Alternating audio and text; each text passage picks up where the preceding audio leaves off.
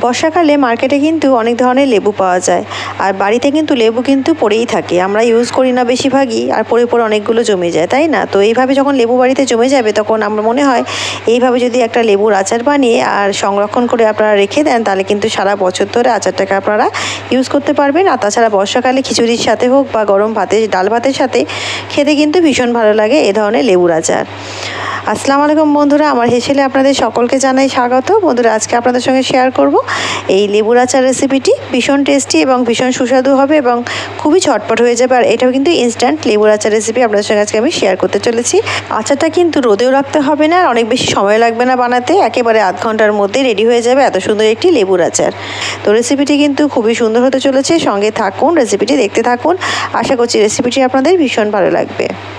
তো সময় নষ্ট না করে চলুন রেসিপিটি শুরু করা যাক। রেসিপিটি ভালো লাগলে চ্যানেলটিকে লাইক, শেয়ার, সাবস্ক্রাইব করে পাশে থাকার অনুরোধ করছি সকলকেই।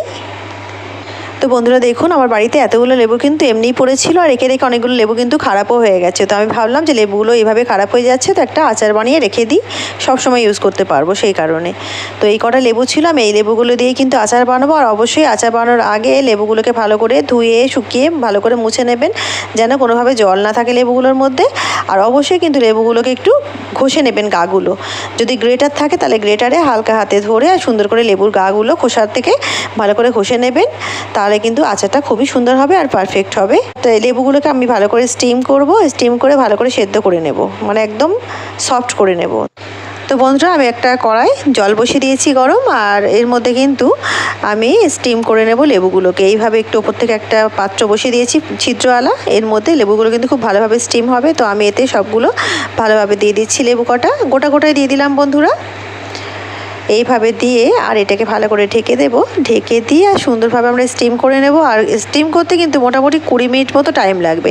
তবে লেবুগুলো স্টিম করার আগে কিন্তু আপনারা লেবুর গাটাকে ভালো করে ঘষে নেবেন গ্রেটারে, তাহলে কিন্তু পারফেক্ট হবে আচারটা। এটা সবার প্রথমে কিন্তু করে রাখতে হবে। আর আচারের মশলা বানানোর জন্য এখানে আমি 2 চামচ মতো নিয়েছি এখানে মৌরিটা 2 চামচ নিয়েছি। আর এখানে কিন্তু আমি নিচ্ছি একেবারে 2 চামচ মতো এখানে 5 ফোড়ন। তো বন্ধুরা, 5 ফোড়নটা এই কারণে নিলাম কারণ আচারের মধ্যে কিন্তু 5 ফোড়নে 5টা মশলাই থাকে। তো আমি সেই কারণে সেই মশলাগুলো আলাদা করে দেখালাম না, খুবই সহজভাবে যাতে আপনারা করতে পারেন সেই জন্য কিন্তু আমি এখানে 2 চামচ মতো 5 ফোড়ন নিয়েছি। তো 2 টেবিল স্পুন এখানে মৌরি নিয়েছি শুধু এর সঙ্গে এক্সট্রা, আর এখানে 5 ফোড়ন নিয়েছি 2 টিস্পুন। তো বন্ধুরা, আপনারা চাইলে কিন্তু এর সঙ্গে একটু সরষেও নিতে পারেন 1 চামচ মতো। তো আমি এখানে সরষে পছন্দ করি না, তাই দিলাম না, আপনারা ইচ্ছা করলে দিতে পারেন। এই মশলাগুলোকে আমরা একসঙ্গে কিন্তু ভালো করে ভেজে নেব। তো বন্ধুরা, মশলাটাকে বেশ সুন্দর করে ভাজা করে নিয়েছি, এটাকে ঠান্ডা করে নেব প্রথমে। ঠান্ডা করার পরে এটাকে একটা পাউডার বানিয়ে রাখবো। তো পাউডার বলতে একেবারে মিহি পাউডার করব না, মশলাগুলো বেশ আদো আদো ভাঙা ভাঙা হয়ে যাবে, এরকমভাবে কিন্তু এটাকে একটা গুঁড়ো করে রাখতে হবে মশলাটা আমি দেখিয়ে দিচ্ছি যে কীভাবে মশলাটাকে আপনারা গুঁড়ো করবেন। তো মিক্সিং জার নিয়ে নিয়েছি একটা, দিয়ে দিচ্ছি মশলাগুলো, আর এটাকে আমি আপনাদেরকে দেখিয়ে দিচ্ছি কীভাবে এটা আপনারা পাউডার বানাবেন।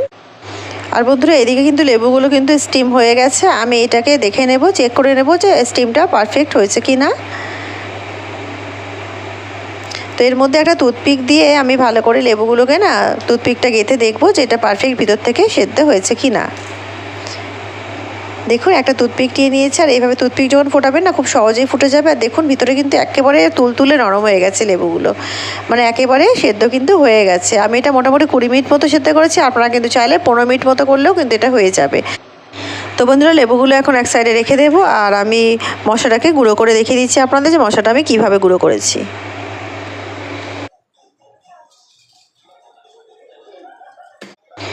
তো বন্ধুরা দেখুন, মশলাটা কিন্তু ঠিক এইভাবে এখানে গুঁড়ো করতে হবে, খুব মিহি করে আমি কিন্তু এটা গুঁড়ো করিনি। দেখুন, আদো আদো এটা কিন্তু মশলাটা আছে কিছু কিছু, এইভাবে কিন্তু মশলাটাকে বানিয়ে নিতে হবে। তো মশলা আমাদের একেবারে রেডি হয়ে গেল বন্ধুরা, বাকি কাজগুলো করে নেব।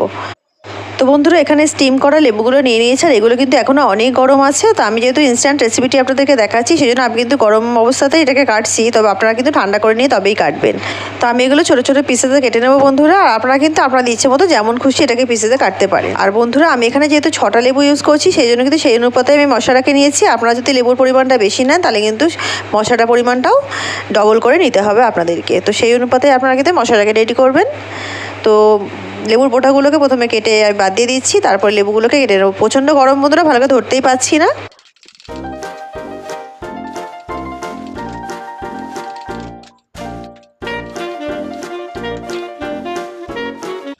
তো তো বন্ধুরা দেখুন লেবুগুলো আমি এইভাবে কেটে নিয়েছি। আর আপনারা কিন্তু আপনাদের পছন্দ মতো যেমন খুশি পিসেসে কেটে দিতে পারেন। আর লেবুগুলোর মধ্যে কোনো দানা থাকলে সেই দানাগুলোকে অবশ্যই ফেলে দেবেন বন্ধুরা। একটা দুটো দানা থেকে গেলে কোনো অসুবিধে নেই, তবে বেশিরভাগ দানাগুলো ফেলে দিলেই ভালো হয়। তো একটা অন্য পাত্রে নিয়ে নিচ্ছি এটাকে। এবারে একে একে এর মধ্যে মশলা গুঁড়ো দিয়ে দেবো। সামান্য একটু হলুদ গুঁড়ো দিলাম, কাশ্মীরি লঙ্কা গুঁড়ো দিচ্ছি কালারের জন্য বন্ধুরা। এখানে দিচ্ছি বিট লবণ 1 চামচ ভর্তি করে, আর এখানে দিচ্ছি 1 চামচ ভর্তি করে আমাদের সাধারণ যে লবণ আমরা খাই সাদা লবণ সেইটা, আর দিয়ে দিচ্ছি হিং। হিংটা কিন্তু অবশ্যই দেবেন, এটা সংরক্ষণ করতে হলে অবশ্যই হিং দিতে হবে। আর দিয়ে দিচ্ছি বেশ খানিকটা পাতিলেবুর রস, আর এখানে দিয়ে দিলাম ভাজা মশলাটা।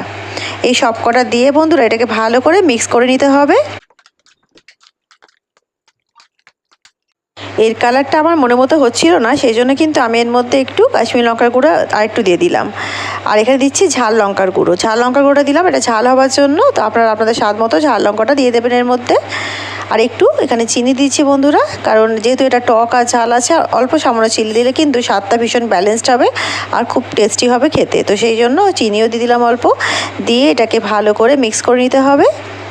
তো বন্ধুরা যারা তেল ছাড়া বানাতে চাইছেন এই আচারটা, তারা কিন্তু এতটাই বানাবেন, বানিয়ে এটাকে ভালো করে ঢেকে দিয়ে সারা রাত এইভাবে রেখে দেবেন। আর তারপরের দিন এটা কন্টেনারে আপনারা ভরে আর তারপরে এটাকে আপনারা ইউজ করতে পারবেন। আর যত এটা দিন যাবে তত কিন্তু আরও বেশি সুন্দরভাবে আরও খেতে হবে, আরও সফট হবে, আরও টেস্টি হবে। তবে তেল ছাড়া বানাতে গেলে এখানে কিন্তু পাতিলেবুর রসটা কিন্তু বেশি করে দিতে হবে, আর লবণের পরিমাণটা আর একটু বেশি দিতে হবে। দিয়ে পাতিলেবুর রসের মধ্যে যাতে আচারটা পুরো ডুবে থাকে এইভাবে রাখতে হবে, তবে কিন্তু আচারটা কিন্তু সংরক্ষণ করতে পারবেন এবং ভীষণ টেস্টি হবে। আর তেল দিয়ে বানাবো কীভাবে সেটাও দেখিয়ে দিচ্ছি। এখানে একটা কড়া চাপিয়ে দিচ্ছি, গ্যাস অন করে আমি নিয়ে নিচ্ছি কাচ্চিঘানি সর্ষের তেল। তেলটাকে ভালো করে কিন্তু গরম করে নিতে হবে সবার প্রথমে। তেলটা ভালো করে গরম হয়ে গেলে আমি এখানে কটা শুকনো লঙ্কা কেটে আর এর মধ্যে দিয়ে দিচ্ছি। আর বন্ধুরা এর মধ্যে দিয়ে দেবো আমি 5 ফোড়ন অল্প একটু। তো 5 ফোড়নটা এখানে অপশনাল, যেহেতু আমরা মশলা ইউজ করেইছি আচারটার মধ্যে, তো 5 ফোড়ন কিন্তু এখানে না দিলেও হবে আর দিতেও পারেন, তো সেটা আপনাদের ইচ্ছার উপরে ছেড়ে দিলাম। তো আপনারা চাইলে কিন্তু এখানে দুটো পদ্ধতিতে বানাতে পারেন। এই তেলটার মধ্যেও আচারটাকে ঢেলে মিক্স করে নিতে পারেন, অথবা তেলটাকে একটু উষ্ণ গরম করে সেই তেলটাকে কিন্তু আচারের বোতলের মধ্যে ঢেলে দিতে পারেন, দুটোই করতে পারেন। তো আমি এখানে কিন্তু তেলটার মধ্যে আচারটাকে ঢেলে দিলাম। এবারে গ্যাসের ফ্লেমটা কিন্তু একেবারে কমিয়ে দিয়েছি। এইবারে আচারটাকে কিন্তু এই তেলটার মধ্যে দিয়ে দিলাম, গরম তেলের মধ্যে দিয়ে দিয়েছি বন্ধুরা। আর দিয়ে একটু জাস্ট নাড়াচাড়া করে আর আমরা এইভাবে কিন্তু আচারটাকে এর মধ্যেই রেখে দেবো কিছুক্ষণ, যাতে তেলটা ভালো করে অ্যাবজর্ব করে নেয় আচারটা, সেই রকম। তো বন্ধুরা স্বাদের জন্য আমি এর মধ্যে একটু চাট মশলা ব্যবহার করছি, আর এর মধ্যে আরও একটু চিনির আমি ব্যবহার করব। আমার যেন মনে হচ্ছে চিনিটা একটু লাগবে তাই দিচ্ছি, তো আপনারা টেস্ট করে তবে কিন্তু এতে চিনি অ্যাড করবেন।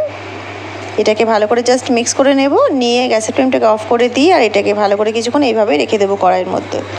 তবে আপনারা কিন্তু এই আচারটা কখনোই কিন্তু অ্যালুমিনিয়ামের কড়ার মধ্যে বানাবেন না, বা অ্যালুমিনিয়ামের কোনো জিনিসের মধ্যে বানাবেন না, হয় স্টিলের মধ্যে বানাবেন, না হয় এমন একটা জায়গায় বানাবেন যেমন আমি বানাচ্ছি, এর মধ্যে কিন্তু কোনো রকমভাবে কষ ওঠে না। তো সেই কারণে কিন্তু যেহেতু এটা টক আছে, সেই কারণে কিন্তু একটা এমন জিনিসের মধ্যে বানাবেন যাতে কোনো কষ না ওঠে। তো দেখুন আমি একটা হার্ড কড়া ইউজ করছি যার মধ্যে কোনো কষ উঠবে না, সেই কারণে। আর আপনারা চাইলে কিন্তু স্টিলের কড়াতেও বানাতে পারেন, তাতে আরও বেশি ভালো হয়।